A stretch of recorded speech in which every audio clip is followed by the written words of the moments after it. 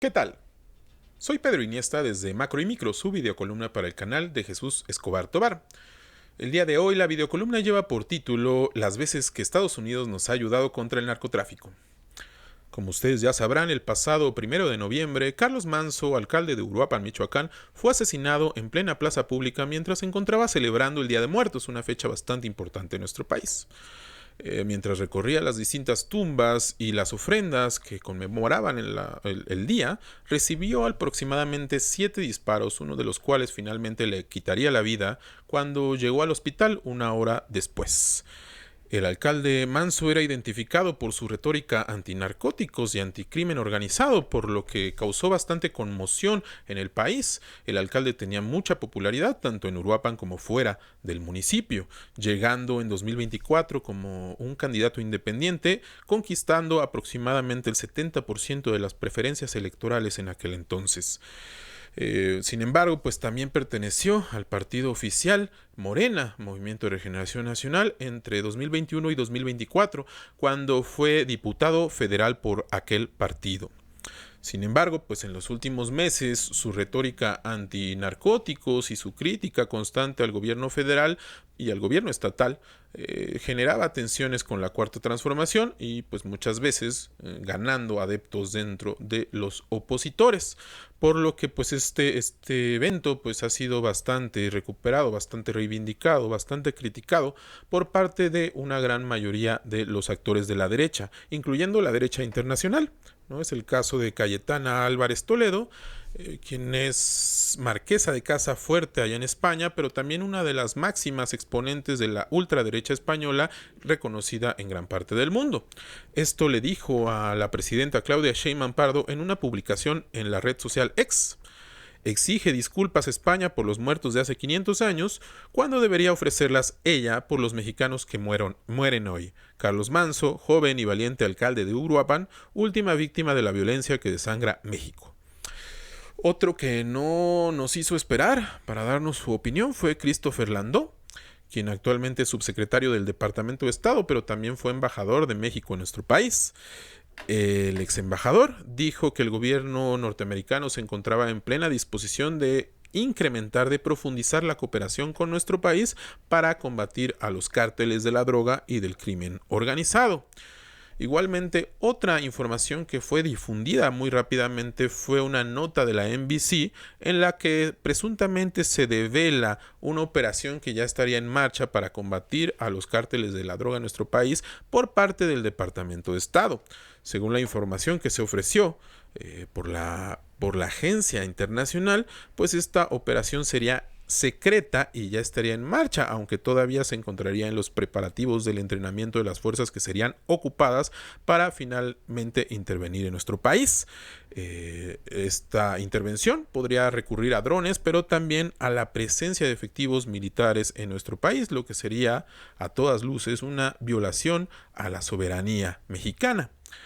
Ante ello, pues se ha generado un gran revuelo en las redes sociales, en los medios de comunicación y probablemente también en nuestras casas. Muchos actores, pues, recriminando a Christopher Landó y a los posibles intereses intervencionistas del gobierno de Donald Trump, y otros celebrándolos, diciendo que cualquier cosa podría ser mejor, que nada podría ser peor que los narcos, ¿no? Es una frase que se utiliza mucho para justificar el optimismo de una virtual invasión estadounidense para, según sus palabras, combatir a los cárteles de la droga. Pero esta narrativa tiene bastantes trampas, ¿no? Iniciando porque se da por sentado que las autoridades norteamericanas realmente tendrían esta intención, cuando ni siquiera en su país son capaces de controlar el consumo, la venta de fentanilo al por mayor a una gran cantidad de estadounidenses que mueren año con año por sobredosis de esta droga tan pesada, tan fuerte, ¿no? Otro de los errores en dar por sentado esto es que pues también se cree que Estados Unidos no ha tenido su influencia en el propio desarrollo del crimen organizado en nuestro país durante los últimos años. Por el contrario, pues Estados Unidos ha estado presente de manera permanente a través de las operaciones en colaboración con nuestro país, pero también de operaciones encubiertas, muchas de las cuales seguramente ni siquiera sabemos, ¿no? Entonces, pues realmente Estados Unidos ha estado vinculado con el combate al narcotráfico en nuestro país desde siempre, por lo que un incremento de su intervención pues no creo que sea buenas noticias. Sin embargo, podemos recurrir a la historia, podemos recurrir a las veces que Estados Unidos nos ha ayudado con el narcotráfico.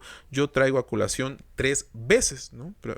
Pero primero, pues recalcar que Estados Unidos ha estado interviniendo en nuestras políticas de seguridad desde por lo menos los años 40, cuando en aquel entonces el doctor Leopoldo Salazar Viniegra, pues propuso al mandatario en ese entonces, que era el general Lázaro Cárdenas, el Reglamento Federal de Toxicomanías, ¿no? Así fue como se le llamaba en ese entonces, toxicómanos, a las personas que consumían drogas, ¿no? Sin embargo, este reglamento pues era bastante de avanzada, primero porque tocaba el tema de las drogas como si fuera un problema de salud pública y no un problema de seguridad, como sí lo hace Estados Unidos desde ese entonces, pero además también porque legalizaba todas las drogas y dejaba al Estado el control de la producción y el control también de la atención a los distintos consumidores de estas sustancias psicoactivas. Esta característica pues definitivamente no le gustó a los gringos, a los norteamericanos, por lo que ante presiones de actores como Harry Anslinger, entonces zar antidrogas, pero también ante presiones de actores nacionales, pues finalmente el reglamento fue echado para atrás por ahí de 6 meses después, ¿no? Sin mucho revuelo mediático, simplemente ante las presiones no se pudo no ceder y finalmente se echaron para atrás con este reglamento de avanzada. Pero también podemos mencionar otros 3 momentos, ¿no? El primero de ellos es la Operación Cóndor, como se le llamó a un operativo que ocurrió entre 1976 y 1977 en la región conocida como Triángulo Dorado, que se encuentra en Sinaloa, en Chihuahua y en Durango, ¿no? Esta región es característica sobre todo porque se ha producido históricamente plantas como la amapola o la marihuana, esto fomentado en gran parte por su condición de sierra, sin embargo también por la protección que muchas veces las autoridades locales le brindaban al narcotráfico en ese entonces, ¿no? Esta operación pues puso en práctica un nuevo modelo de cooperación entre México y Estados Unidos centralizado en la DEA. La DEA, la Agencia para el Control de las Drogas, fue creada apenas 3 años antes de la Operación Cóndor en 1973, por lo que se puede concluir que la Operación Cóndor fue la puesta en marcha de un experimento de esta nueva forma de cooperación que centralizaba muchas ayudas, muchas interacciones, muchas comunicaciones entre México y Estados Unidos en una sola agencia. Antes estaban dispersas por distintos sectores y servicios, ¿no? En ese entonces pues enviaron 10,000 soldados mexicanos al Triángulo Dorado, pero siempre con la asesoría y la vigilancia permanente de la DEA en esta nueva forma de cooperación.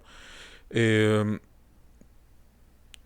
aquel entonces pues ya Estados Unidos llevaba un rato promoviendo que las labores antinarcóticas se llevaran a cabo por el ejército, dado que Estados Unidos desconfiaba mucho de las élites políticas priistas que veía como corruptas, ¿no?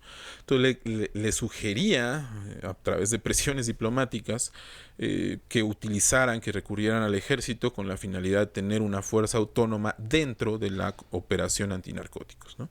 Desde ese entonces ya el ejército pues se asumió en México como parte de los operativos antinarcóticos en aquel entonces, sobre todo en 2 aspectos: uno, el combate al trasiego en carreteras, y 2, la quema de plantíos.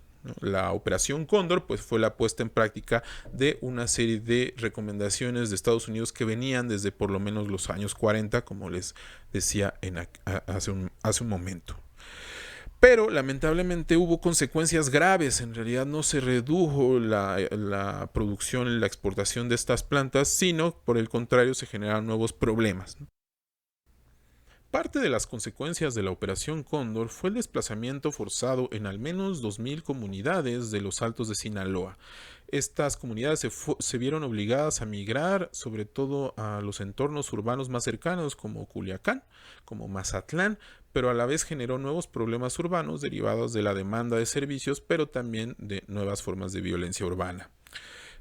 Pero otra consecuencia fue el desplazamiento de una pequeña élite naciente relacionada con el tráfico de drogas de Sinaloa a Guadalajara, formando el cártel de Guadalajara. Esta élite estaba representada principalmente por Miguel Ángel Félix Gallardo y Rafael Caro Quintero, dos nuevos grandes terratenientes que se dedicaban sobre todo al narcotráfico, pero que al ser perseguidos en los Altos de Sinaloa por el ejército tuvieron que emigrar a un nuevo lugar. En Guadalajara tendrían la protección de la Dirección Federal de Seguridad, creando una nueva forma de relación entre el Estado y los grupos de narcotraficantes, esta vez con agencias de carácter nacional. Es decir, la Operación Cóndor tuvo como una de sus consecuencias la formación de los cárteles como los conocemos ahora. Otro de los eventos que vale la pena destacar es la conformación de los grupos de aeromóviles de fuerzas especiales. Como ustedes saben, un grupo de élite conformado por allá a finales de los años 90 del ejército mexicano. Estos grupos fueron conformados sobre todo bajo la doctrina de guerra de baja intensidad, una doctrina norteamericana. En aquel entonces Estados Unidos llevaba a cabo varios mecanismos de presión diplomática al gobierno de Ernesto Zedillo para que adoptara sus medidas antinarcóticos. Por ejemplo, uno de estos mecanismos era la llamada certificación por el Congreso norteamericano, que condicionaba la entrega de determinados apoyos, sobre todo en materia de derechos humanos y en materia económica, a que asumieran las políticas antinarcóticas provenientes de Estados Unidos, principalmente en países como México o Colombia.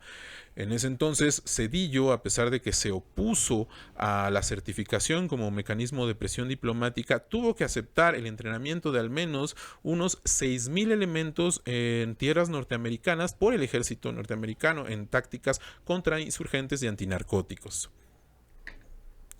Una de las consecuencias es que se terminaron utilizando estos elementos de élite del ejército mexicano como guardias privadas. Fue el caso de la conformación de los Zetas, que surge precisamente con 14 elementos de los GAFES que habían sido enviados a Tamaulipas para proteger a Osiel Cárdenas. Después este grupo de sicarios, ahora ya vueltos a criminales, pues terminaría conformando su propia organización, conocida hasta ahora como los Zetas.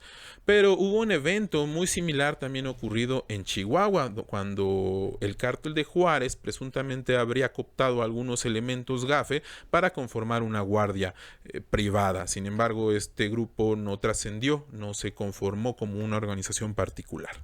Finalmente, otro evento que vale la pena destacar fue la llamada Guerra contra las Drogas de Felipe Calderón, una estrategia que ya más que un operativo fue una actuar permanente de excepción del ejército mexicano y las Fuerzas Armadas en México en contra supuestamente de las organizaciones criminales.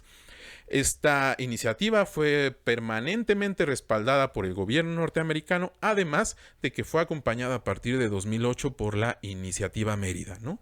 Un intercambio de tecnología e información entre el gobierno mexicano y estadounidense, que se tradujo finalmente en un sistema de vigilancia disponible para el comandante de aquella cruzada en México, que era Genaro García Luna. Es decir, la iniciativa Mérida finalmente terminó siendo una forma de trasladar recursos al Estado mexicano que serían utilizados principalmente por este actor y todo su séquito, ¿no? Como ya sabemos, tenía muchos asociados dentro de las organizaciones de seguridad pública que formaban parte de sus esquemas corruptos y de extorsión. Hoy en día, García Luna, respaldado permanentemente por el gobierno de Estados Unidos, está cumpliendo una condena de casi 40 años en Estados Unidos por sus comprobadas relaciones con el cártel de Sinaloa. Conocemos las consecuencias de la guerra contra las drogas, que le otorgó un poder absoluto al contar con información privilegiada y una total confianza de la presidencia encabezada por Felipe Calderón Hinojosa, convirtiendo al rubro de la seguridad en una maquinaria extorsiva y de muerte a disposición de este agente que tenía finalmente relaciones con los cárteles de la droga, como es el cártel de Sinaloa. En toda su carrera, García Luna estuvo permanentemente respaldado por Estados Unidos, cooperando con sus intereses antinarcóticos. Tanto es así que en 2004 recibe un reconocimiento por parte del FBI, en 2005 por parte de la DEA, en 2012 por parte de la CIA. Y además, Michelle Leonhardt, quien era la directora de la DEA, pues le llamaba a García Luna uno de los funcionarios más talentosos del mundo. Estos han sido los resultados de la cooperación, de la intervención de Estados Unidos a través de sus campañas, de su narrativa antinarcótico en nuestro país. Hoy en día no es diferente. Hay que reconocer que probablemente sea una intención por intensificar esta cooperación que al final no ha traído en realidad nada bueno, ni ha traído la disminución de la violencia o el crimen en nuestro país. Como conclusión, pues la cooperación con Estados Unidos ha estado marcada permanentemente por la subordinación y la entrega de información permanente a las agencias norteamericanas. Además, pues desde 1940, como lo mencionaba, se ha recurrido principalmente al rubro armado del Estado para atender el problema de las drogas, es decir, se ha tratado como un tema de seguridad pública y no como un tema de salud. Esto es presionado permanentemente por las autoridades y las élites norteamericanas a través de estas políticas antinarcóticas. Además, queda claro que las consecuencias de esta cooperación han sido principalmente el incremento de la economía criminal, así como el incremento de la violencia necesaria para esta. Finalmente, hay una vulneración permanente de nuestra soberanía, dado que Estados Unidos tiene un pie adentro, además de recibir muchas veces la información privilegiada que no reciben las autoridades mexicanas. Más allá de que es necesario criticar al gobierno y criticar la estrategia de seguridad que no ha dado resultados en lugares como Michoacán, es necesario recordar que el incremento de la cooperación con Estados Unidos no traerá más que nuevos problemas relacionados con la seguridad y la violencia en nuestro país. Muchas gracias, esto fue Macro y Micro, nos vemos en la siguiente entrega.